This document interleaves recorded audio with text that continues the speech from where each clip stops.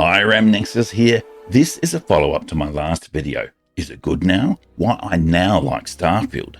In that vid, I showed 5 things that have changed and got me back playing Starfield after I'd not been too impressed with it when it came out. And I wanted to share where I'm at, what I've discovered, favourite gear, ships, mods, and some standout moments I've had. And I've got a few questions for you veteran players out there.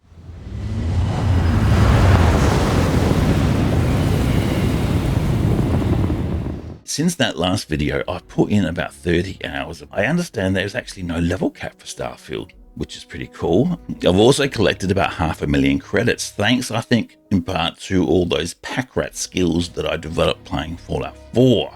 As for quests, when I played Starfield at launch, I said yes to every quest that popped up and got completely overwhelmed. Mainly because I didn't know who all the factions were, where everything was. I was literally flying everywhere. So this time I'm focusing in on the main quest, which I still haven't finished, and doing one faction quest line at a time. So I've now finished the UC Vanguard quest, which was quite good. And yes, I released that virus, which I'm sure would be totally safe.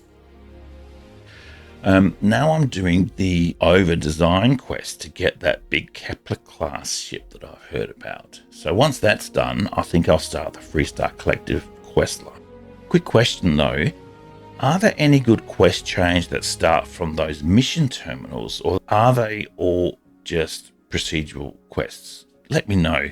They do kind of remind me of some of the quest terminals in Fallout 76.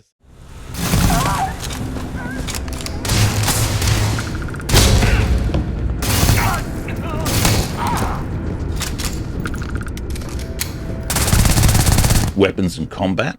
Right now I'm focused on ballistic pistols and rifles. I've got my suppressed Desert Eagle wannabe, which is so powerful it just deletes enemies with one shot.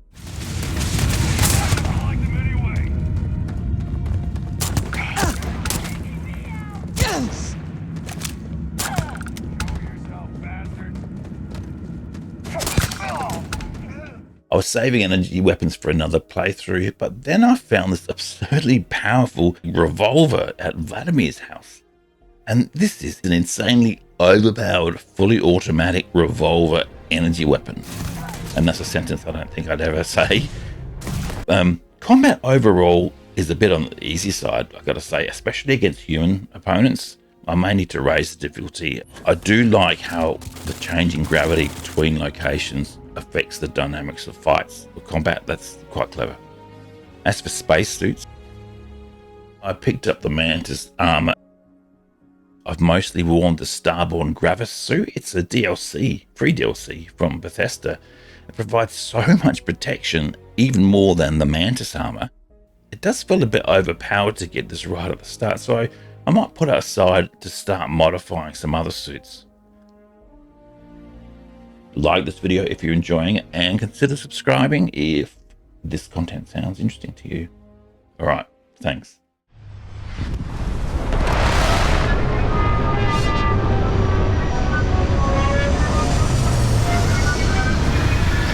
Locations.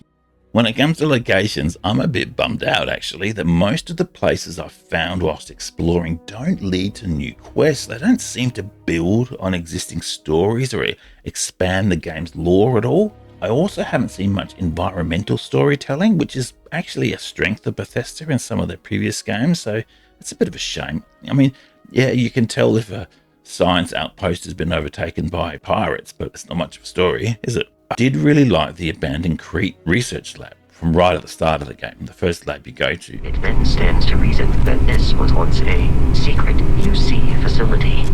The backstory of that lab, if you read the terminals, fits in perfectly with the UC Vanguard questline. It's great that there's no specific mention to that lab during the Vanguard missions. You just have to make that connection for yourself, and I really like that kind of subtle storytelling. I hope there's a bit more of it. And the mod I'll mention is the Great Unknown Point of Interest Overhaul. This was recommended from someone in the comments of my last video, and it adds more variation to those semi-randomly generated locations around the galaxy. It is a paid mod, and since I'm actually new to the game, I'm not the best person to tell you how much of an impact it makes. I will say though, there are a lot of settings that are added to the settings menu where you can adjust things as you go.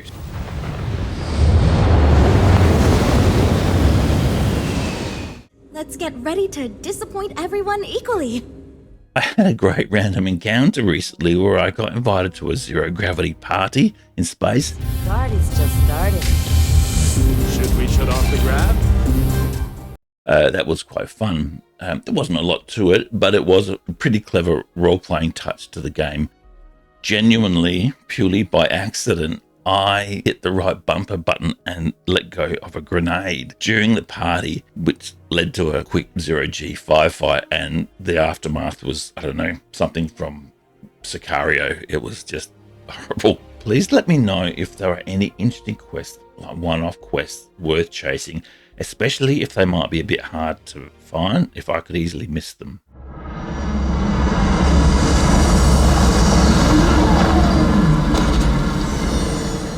When I started this playthrough, I saw an ESO video where he recommended choosing backgrounds and traits that add story content, which made a lot of sense. So I ended up picking the kid stuff and the hero worship traits. Having my parents around in the galaxy has actually been quite fun. It's quite well written. I bumped into them in a nightclub on Neon, which was, yes, just as awkward as you'd imagine it would be. And as for the adoring fan, Vectera, by Vectera, by Vectera! Is it really, really you?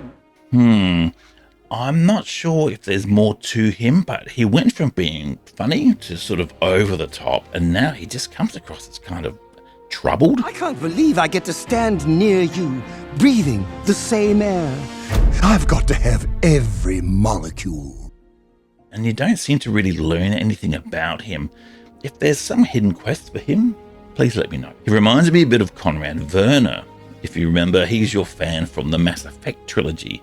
Except Conrad at least had a story arc. You could influence what he ended up doing based on how you interact with him. But there's been one bug that keeps cropping up for me. Noel keeps following me round the lodge. So this started out as flattering and then got a little bit creepy. And now it's just super annoying. I know it happens because when you first meet her, she offers to take you on a tour, and if you cut that tour short, it messes up her behavior script. But even with the unofficial patch installed, it's not fixed. So if anyone knows a workaround to this, I'd love to hear about it. Since the last video, I've added a few mods. One is enhanced companions, and that lets me tweak the look of my companions. So I gave Andrea a new hairstyle, and Sam now has this big bushy beard. I actually wanted to give him like a chopper mustache. Proper companion previews is another mod I've been using. In the vanilla game, when you're in your companion's inventory, it still shows your character model, which is just bizarre. So this mod fixes it so you see your companion in their inventory, just like every other role-playing game.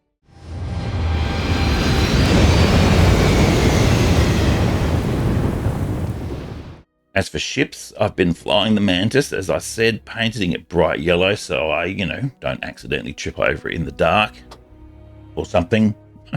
I also picked up and modded an Eclipse ship, so now I can use it to take on passengers. Done a few missions like that. I haven't gone deep into shipbuilding yet.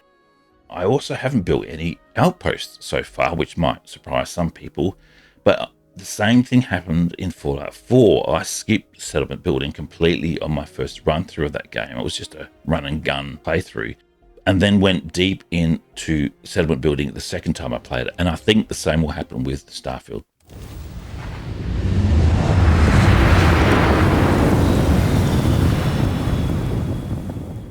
Thank you for all those awesome comments in my last video. I did learn a lot. I spent a lot of time in the last video on Starfield's graphics and performance improvements, so I've got nothing to add. I'm still defaulting to 40 FPS visuals mode on the Series X. However, when I know combat's coming up, I try and remember to kick it up to 60 FPS performance mode just for combat. Also, when I spoke about adjusting my expectations, which was 0.5 in the last video, I realized when I was editing it, I hadn't actually finished making my point, so I sort of just left it hanging. Kind of looked like a criticism. Point was, I originally wanted a Skyrim style sense of exploration from Starfield, but now I know Starfield isn't that kind of game. I've changed, I've recalibrated my expectations. It's helped me enjoy the game as it is. That's all I was trying to say. A few of you made jokes about Starfield's load screens, and no joke, I'm genuinely confused. Here is a video I took yesterday on my Xbox. As you can see, I traveled from the streets of New Atlantis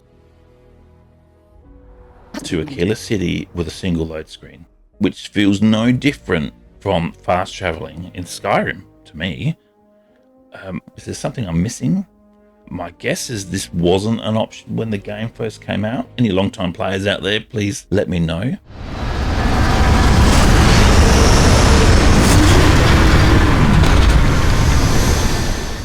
So what's next? I just always find it funny that in fantasy games they're quests and in science fiction games they're missions. I'll report back once I finish the Freestar Collective line of missions and get to the Kepler ship.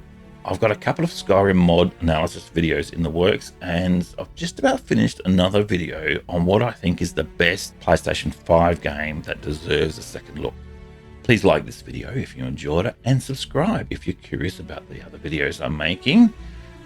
Okay, thanks for watching. Cheers. Nexus out.